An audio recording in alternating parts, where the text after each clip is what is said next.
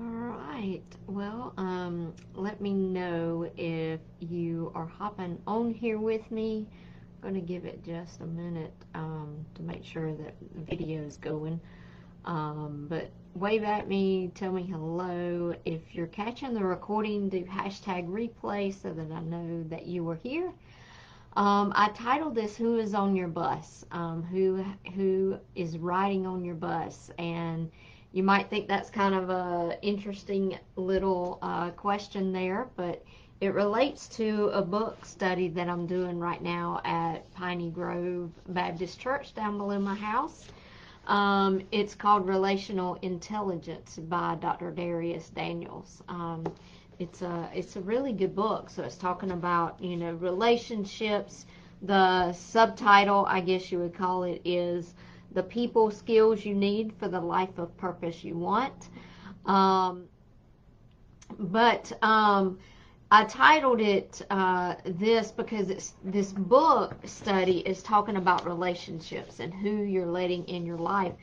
And the teen Bible study I'm leading right now is defined by Priscilla Shire, and it's who God says you are. And it was actually talking about that too. In this last lesson, it was talking about who you surround yourself with and how it's so important who you surround yourself with. And so I thought that I would just come on and share a little bit about what I've learned in both of these studies. But one of the things that we talk about sometimes is who do you surround yourself with? And so in Proverbs 27:17 it says iron sharpens iron. So, who is it that you're letting in your life? And in this study, it was talking about that how Christ has changed our life. And, hey, Doug, yes, you are. You're on my bus.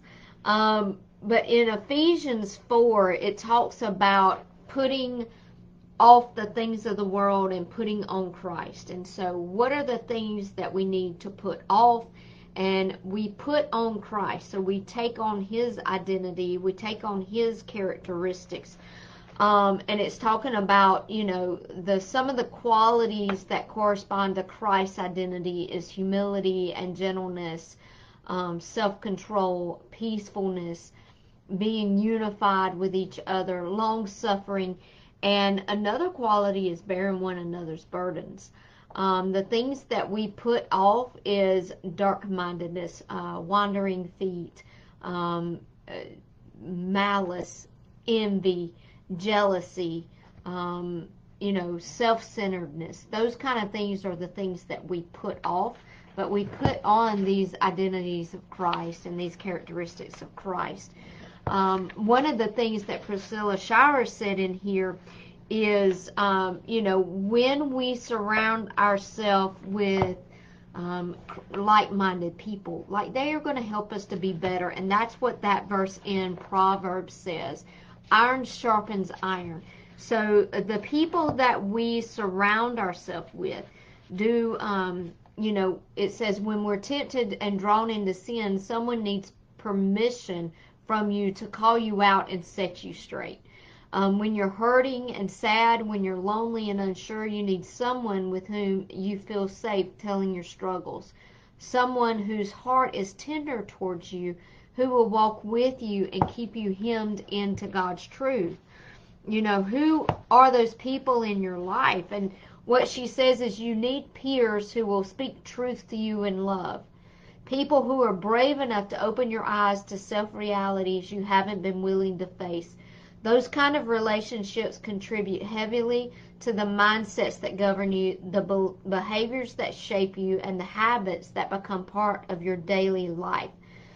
She says relationships worth having are the kind that keep you sharp in the spirit. They help you prioritize your new fashion. So the new fashion of the characteristics of Christ. They help you see clearly any areas where you need to modify your attitudes or behavior so that the clothing of holiness fits you well. They also won't discourage you or make you feel strange because of your countercultural choices. regarding the entertainment you indulge, the media you consume, and the type of relationships that you allow in your life. 1 Corinthians 15:33 says, "Do not be deceived.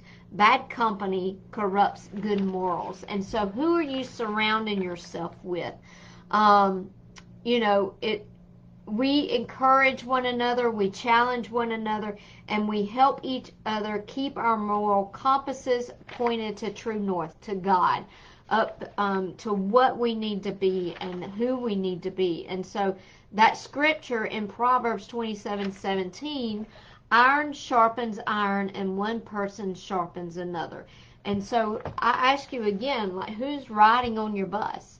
Who have you let in on your bus? And are they making you better, or are they making you bitter? Are they helping you to sharpen yourself? Are they helping you to put on the characteristics of Christ? Who are they? And what are you allowing in? And so if I go to this book, Relational Intelligence, it's talking about the different relationships in our life, defining our relationships, and, you know, who are we allowing to speak into our life. I think that's the biggest thing. And so who are you allowing on your bus? And so one of the things that you know, we talk about is God created us for community. And so realizing that we weren't created to do this life alone. We were created to be in community with other people. And one of the things that Pastor Princess said, she's the one leading this Bible study. She said this the first week I attended. She was like, you know, sometimes we'll meet people and they'll smile real pretty at us, and we'll think, hey, she's going to be my best friend only because she smiled so pretty at us. But that's not the way that it needs to go. Sometimes, you know, we're just called to love people and not to bring them into our inner circle. And we have to vet these people. So we have to watch and see who they are. And so, yeah, we're supposed to love everybody, but we don't have to let everybody on our bus, and we don't have to let them in our inner circle. One of the things that we learned last week in this book study was about Jesus. Like, Jesus had about 500 people who were traveling with him from town to town, supporting his ministry. But he had 12 disciples that were on his bus. They were the ones that experienced life with him. They were the ones that he was giving specific calls to. They were the ones that he was really entrusting with different parts of ministry and sharing that ministry with. But you know what? There was 3 that he allowed to go up to the Mount of Transfiguration. And that was Peter, John, and James. And so even Jesus, he didn't let everybody into his inner circle. And so in this book is talking about defining relationships, and there's several traits. It says, what traits should I look for in friendships that reflect what God intends? One of them is unshakable character. Does their character line up with your character? Does their character match God's character? So that's one thing. Unconditional love. In Proverbs 17:17, it says a friend loves at all times. So does your friend that you're letting in on your bus, does that friend love at all times? Are they going to love you regardless of what you can do for them? Are they going to love you regardless of what's going on in your life and where you're at? Unbridled honesty. Proverbs 27:6 says, wounds from a friend can be trusted, but an enemy multiplies kisses. And so can this friend be trusted? Are they going to be honest with you? And then unmovable reliability. One who has unreliable friends soon comes to ruin, but there is a friend who sticks closer than a brother. That's Proverbs 18:24. And then unceasing encouragement. In Ecclesiastes it says 2 are better than 1, because they have a good return for their labor. If either one of them falls down, one can help the other up. but pity anyone who falls and has no one to help them up. And then your friendship should bring joy. There should be joy in that friendship, and then there should be nurturing in that friendship, and there should be connection. So all of that. So,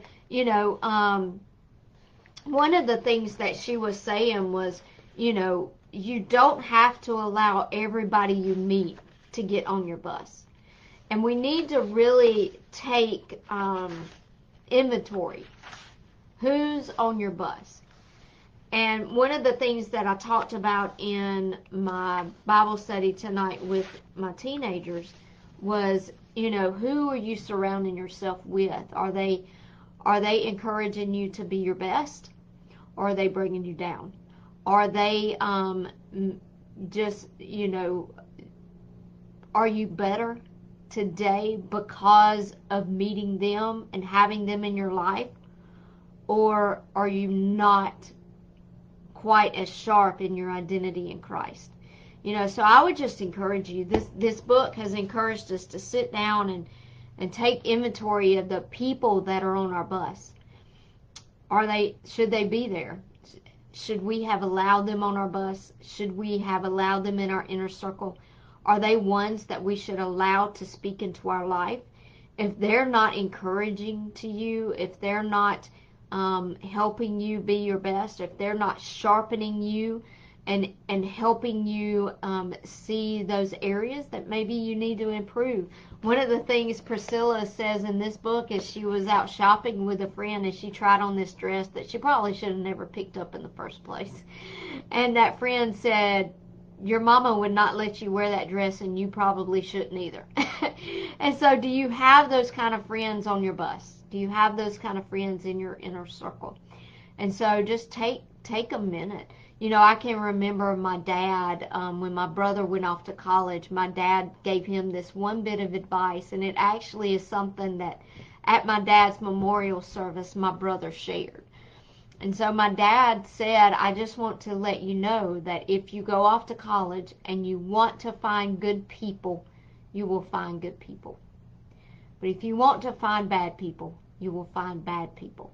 So who are you looking for, and who are you letting on your bus? Are you letting people on your bus that are going to help you wear the holiness of God, are going to help you wear the garment of Christ, to help you put on those characteristics of Christ? Are you letting people in your life that are encouraging you to pursue your purpose? Are they encouraging you to be who God's called you to be? Are they speaking to you, speaking truth and honesty to you? Take a little inventory tonight as to who you've let on your bus. Or did you let somebody on the bus that just had a pretty smile but is not helping you be your best?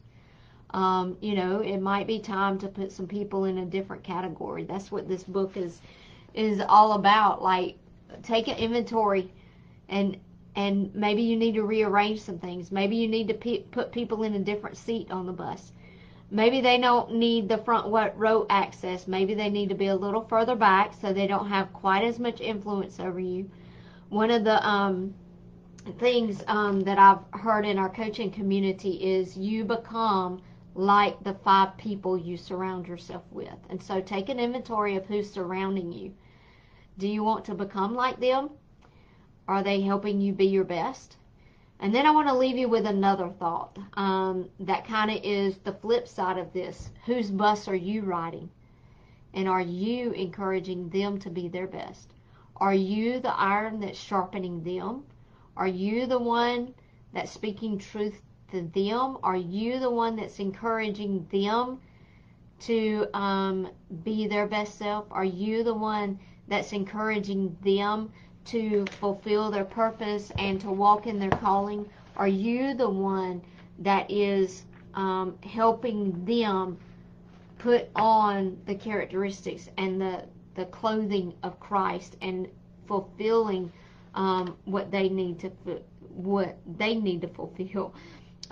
It says your peers who will speak truth to you in love. So are you that to the people that whose bus you're riding on.